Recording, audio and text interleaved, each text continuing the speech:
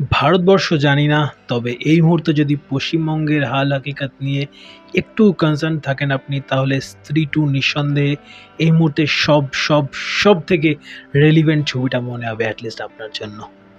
Seriously যতগুলো universe এখনো পর্যন্ত ইন্ডিয়ান ফিল্মে, সে আমি ইরেসপেক্টিভ অফ এনি ল্যাঙ্গুয়েজেস যদি বলি, 'স্ত্রী' বা এই যে ইউনিভার্সটা 'স্ত্রী', 'মুজিয়া' এবং অবশ্যই 'ভেড়িয়া', এই ইউনিভার্সটার মধ্যে এই ইউনিভার্সটা অ্যাকচুয়ালি সবথেকে ভালো ইউনিভার্স এবং এখনো পর্যন্ত মোস্টলি সবকটা ছবি আমার ভালোই লেগেছে। ভিডিও আমার বেশ ভালো লেগেছিল, বেশ ভালো লেগেছিল। চ্যানেলে রিভিউ অ্যাভেলেবল রয়েছে। 'স্ত্রী' যখন আসে ফার্স্ট বার তখন আমি রিভিউ করতাম না।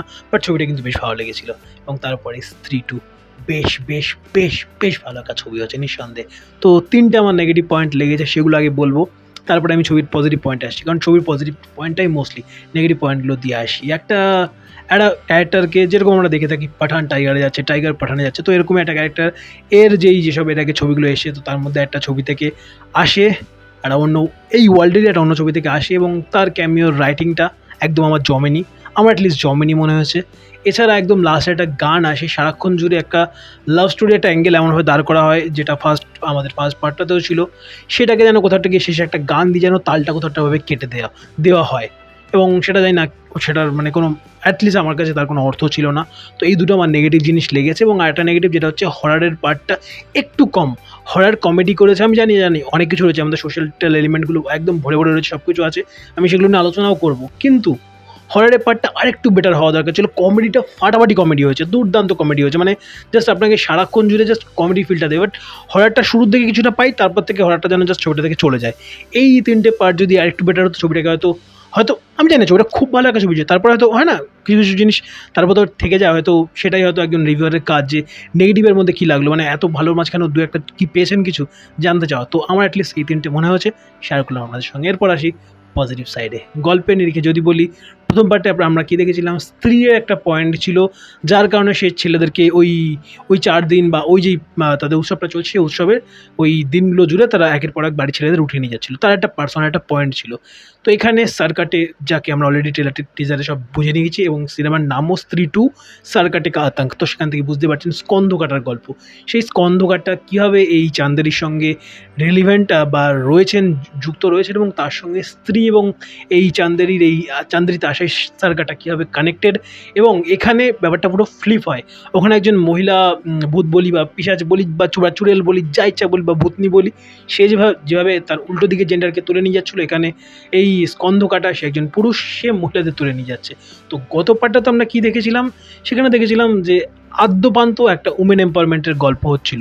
বাট সেখানেও অল মেন আর ডগস কাইন্ড অফ ওসব যেসব আন্দোলন চলে বিভিন্ন জায়গাতে, সেই পয়েন্টটা কোথা থেকে হিট করছিল এবং সঙ্গে কিছু ভালো উমেন এম্পাওয়ারমেন্টের ডায়ালগ রাইটিং ছিল, যেগুলো খুব ভালো লেগেছিলো আমার। ইভেন আমি কাল রাতেও 'স্ত্রী 1'টাকে একবার দেখছিলাম, দেখুন ৬ বছর আগে দেখেছি। তারপরে রিভিউয়ের কাজের জন্যই হোক আর সিনেমার ভালোবাসার জন্যই হোক, প্রচুর ছবি দেখতে হয়, তো ভুলে গিয়েছিলাম। অনেক জিনিসপত্র ভুলে গিয়েছিলাম, তো আজ ভাগ্যিস দেখে নিয়ে গেছিলাম। আজকে ইভেন একটা জায়গাতে ভেরিয়ার একটা পার্ট আমি ভুলে গেছিলাম, পাশে থেকে আমার বন্ধু আমাকে বললো, এই জায়গাটা দেখ, এইখান থেকে ভেরিয়ার সঙ্গে কানেক্ট করেছে। তো এই জিনিসগুলো হয়ে থাকে। তো আমি তাও যতটা পেরেছিলাম দেখেছিলাম এবং কাল রাতে দেখেছি বলে হয়তো আরও বেশি কানেক্ট করতে পারলাম যে হ্যাঁ, 'স্ত্রী 1' এবং 'স্ত্রী 2' এর স্ক্রিন প্লে এবং ন্যারেটিভ স্ট্রাকচার বলছি, যে এই পার্টটা এরকমভাবে এস্টাবলিশমেন্ট করবো, এরকম শর্ট দিয়ে এস্টাবলিশমেন্ট করবো এবং এরকমভাবে ক্লাইম্যাক্সটাকে দাঁড় করাবো, ঠিক যেরকম 'স্ত্রী 1' ছিল, ঠিক সেম স্ট্রাকচারে গল্প বলার ঢংটাও 'স্ত্রী 2'তে সেম রেখেছে তারা। এবং কিছু ডায়ালগ যেগুলো প্রথম পার্টের সঙ্গে রিলেভেন্স রয়েছে, কিছু জিনিস যেগুলো ভেরিয়া যারা দেখেছেন ওয়ার্ল্ডের সঙ্গে কানেক্টেড, সেগুলোর সঙ্গে কানেক্ট করতে পারবেন। বেশ ভালো মিলিয়ে ঝুলিয়ে লিখবার চেষ্টা হচ্ছে। ঠিক যেরকম ধরে নিন, আমি যদি একদম বলিউডের যদি ইউনিভার্সের কথা বলি, একটা বিগ বাজেট একটা ইউনিভার্স, সেটা হচ্ছে স্পাই ইউনিভার্স। পাঠানকে দেখছি আমরা, টাইগারকে দেখছি আমরা এবং অবশ্যই আমরা কবিরকে দেখছি। সেই পার্টটাতে কোথাও একটা গিয়ে যদি আমি বলি, রিসেন্টলি যে লাস্ট ছবিটা এলো 'টাইগার 3', ছবিটা কি ভালো হয়েছে? ছবিটা ভালো হওয়ার থেকে প্রসঙ্গ, ক্যামিওটা কি জমেছে আদৌ? ক্যামিওটা কি ইম্প্যাক্টফুল হয়েছে? হয়নি কিন্তু। কতটুকু আপনি কানেকশন পাচ্ছেন? সেই দিক থেকে যদি বলি, অ্যাটলিস্ট আমার এই ইউনিভার্সের কানেকশনের দিক থেকে অনেক ভালো লেগেছে। ক্যামিওটা যদিও আমার জন্য এখানেও ওয়ার্ক করেনি, শাহরুখের ক্যামিও বা পাঠানের ক্যামিও 'টাইগার 3'তেও ওয়ার্ক করেনি। রাদার টাইগারের ক্যামিও আমার পাঠানে ভালো লেগেছিল। তো এখানে আমার ক্যামিওর পার্টটা একদমই জমেনি, যেটা ভেরিয়ার পার্টেও আমার খুব একটা ক্যামিওর পার্টটা যে জমেছিল তা নয়। বাট কানেকশনটা বেশ ভালো তারা করতে পেরেছে। মানে খুব সাটেলভাবে কানেকশনটা করেছে, যেটা খুব ভালো। এবং তার সঙ্গে যদি বলি কমেডি এবং পাঞ্চ লাইন, ফাটাফাটি পাঁচ লাইন লিখেছে, ফাটাফাটি পাঁচ লাইন লিখেছে। মানে প্রতিটা একটা, মানে কাউকে ছেড়ে কাউকে আলাদা করে আমি নাম মেনশন করতে চাইছি না, প্রত্যেকজন ভালো। মানে অভিষেক ব্যানার্জি দুর্দান্ত একটা পারফর্মার, তিনি দুর্দান্ত পারফরমেন্স দিয়েছেন।